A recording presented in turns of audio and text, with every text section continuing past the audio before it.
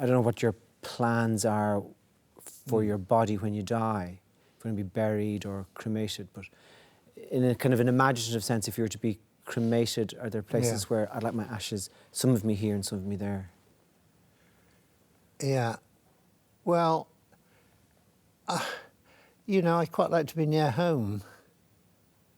And my wife's mother lived in a lovely house. She lived to 104, actually, she did, but a lovely house next to an old 13th century church, and that's where Helen's buried. So I think I'd have to be there, because so much of my life and my life's experiences are there. I'd quite like some of them to be scattered in the Thames at Teddington Lock, where I did the fish slapping dance. Oh my God. Which is one of the sort of high points of my acting life. You know, I mean, Derek Jacobi had I, Claudius.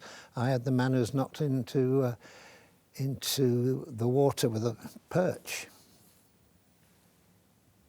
I mean, I that's probably my favourite sketch of all time, just the absolute daftness of it. It's impossible to it's impossible to analyse, isn't it? You can't say if they'd done this or if they'd done that. And we just virtually made it up on the day. It was just one of those sort of little moments.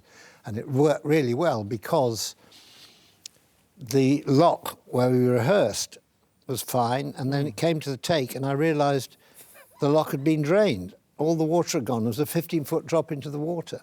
And I could then have said, no, I'm not doing this till the water comes back up again. But I thought, no, Palin, that's not the way you do good comedy, and that's pathetic.